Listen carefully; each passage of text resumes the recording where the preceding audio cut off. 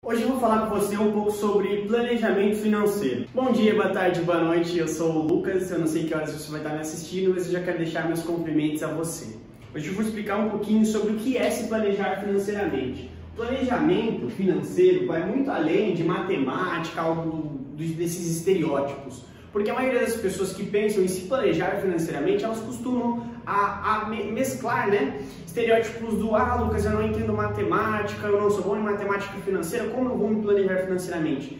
Esquece tudo isso. Para você se planejar financeiramente, você não precisa ser bom em matemática, você precisa ter a noção básica, óbvio. Você tem que saber continha de mais, continha de menos, divisão e multiplicação. Você sabendo isso, já está ótimo. Eu conheço muitas pessoas que nem terminaram o ensino fundamental e têm uma ótima educação financeira. Porque se planejar financeiramente vai muito além de matemática. Obviamente que a matemática pode te auxiliar. Lucas, eu sou bom em matemática, eu vou ser melhor me planejando financeiramente? Provavelmente sim.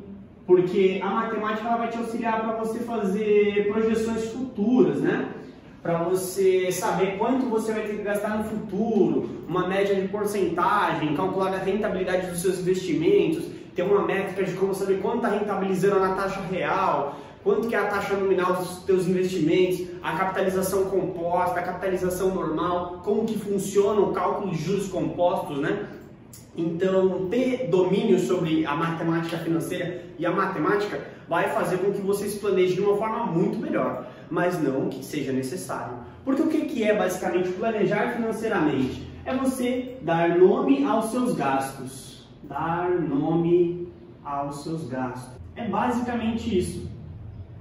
Você nomeia os seus gastos. E para fazer isso, você não precisa ser nenhum nômade especialista em matemática. É basicamente assim, eu recebo R$1.000, o que eu vou fazer com esses R$1.000? Eu vou gastar nisso, nisso, nisso e nisso, vai me sobrar isso.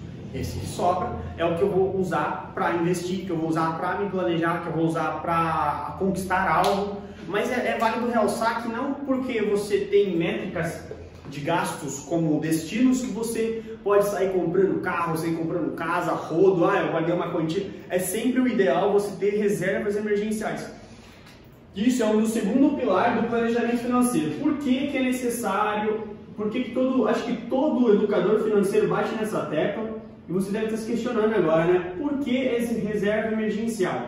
A reserva emergencial, ela é basicamente, como o próprio nome já diz, para emergências. Então, a reserva emergencial é para caso aconteça algo igual aconteceu recentemente. Eu bato muito nessa tecla porque eu vi isso acontecer bem perto de mim. A pessoa foi infectada, infelizmente, pelo vírus, e o que acontece? As condições não permitem que você leve ela em algum hospital particular.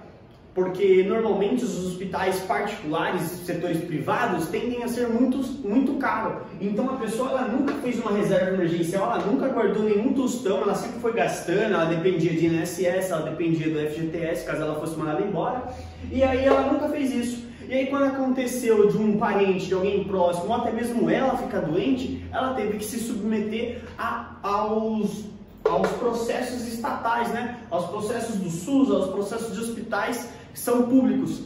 Por que um hospital público é ruim? Eu vou explicar para você entender de vez, porque você tem que deixar de depender do governo e passar a depender mais de você, até mesmo quando se trata de INSS e FGTS, porque o governo ele tem uma regra, que é a regra do eu preciso que você me prove que isso está realmente acontecendo. Como que funciona essa regra? O órgão que atua em nome do governo, ele tem que justificar cada atitude que ele tem para comprovar esses gastos, para comprovar tudo que ele está fazendo. Um exemplo, eu estou com Covid-19 e eu vou no hospital SUS, só que eu não tenho nenhum laudo, nenhum exame que prove que eu estou com essa doença. Se eu não conseguir nada que prove essa minha doença, o SUS, os hospitais, eles não podem me colocar ali dentro, porque como que eles vão provar? Como que eles vão falar, eu confiei no paciente, o paciente veio e falou, eu estava diagnosticado, e o próprio sistema estatal, ele pede que você faça o processo deles, eles têm que, se você for lá com o exame,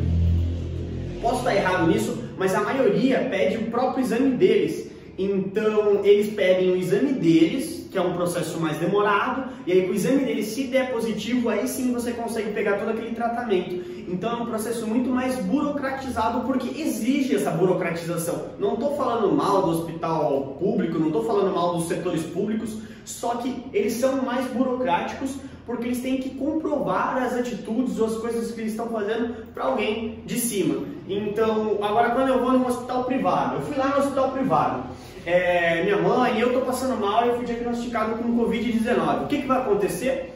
O hospital ele nem vai perguntar do exame, ele vai perguntar, vai falar quanto custa, né, para eu fazer esse processo de melhoria, de tratamento, e se eu tiver o dinheiro equivalente para pagar aquela conta, o hospital já me coloca ali dentro e já começa a me tratar. A única comprovação que eles pedem é o dinheiro. Então, o dinheiro ele vai abrir muito mais portas quando se trata desse assunto, né? Ah, eu trabalho, eu vou lá no hospital, até mesmo o INSS, que é o processo de aposentadoria. A aposentadoria pública, você vai ter que comprovar N fatores, que é totalmente burocratizado para que eles possam provar que você está se aposentando.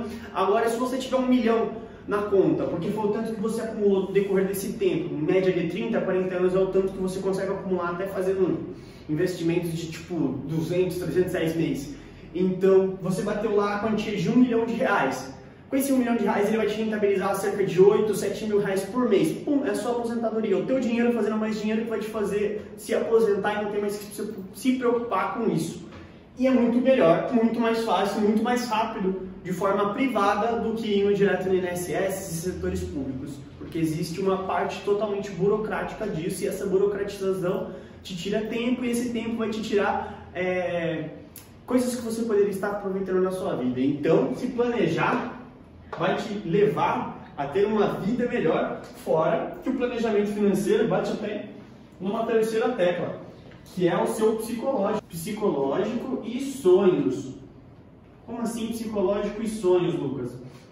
O seu psicológico ele vai ser menos afetado com crises iguais a essas do Covid-19, porque você estava preparado, porque você tem reserva, você tem caixa, e você sabe que se der algum boom, ou você for mandado embora, você não tem que ficar pressionado, não tem que ficar ansioso, pensando muito no amanhã, não tem que ficar depressivo caso seja realmente mandado embora, porque você tinha esse planejamento financeiro. E os sonhos é a tendência de que você queira sair do seu trabalho para realizar outro projeto. Aí você fala assim, pô, eu vou sair do meu trabalho, mas para que eu saia do meu trabalho, o meu gerente ele tem que me mandar embora para que eu possa pegar o dinheiro do FGTS. Não, eu me planejava financeiramente, eu tinha uma quantia reservada, eu tinha uma quantia investida, eu fazia todos os pivôs do planejamento, de um bom planejamento financeiro, e eu posso sair a hora que eu quiser do meu trabalho para realizar os meus sonhos. Obviamente você não tem que sair para ficar avulso, vagabundeando por aí, mas o ideal é que você saia já engatilhado para a realização dos seus sonhos. Isso só vai ser permitido porque você fez um planejamento financeiro. Então esse é um dos 3 pilares do porquê você tem que se planejar. Pessoal, é isso então. Espero ter ajudado você a entender o porquê é importante se planejar financeiramente. Se você não se planeja por conta de algo que não foi mencionado aqui, ou você vê mais características positivas do planejamento financeiro que eu não mencionei aqui, menciona aí nos comentários. Ah, Lucas, eu tenho uma dificuldade para me planejar. Manda aí nos comentários que eu vou estar respondendo todos e vou te auxiliar nessa jornada de se planejar financeiramente, de aumentar os seus ganhos, de investimentos. E não esquece de deixar o like e se inscreve no canal. Tamo junto!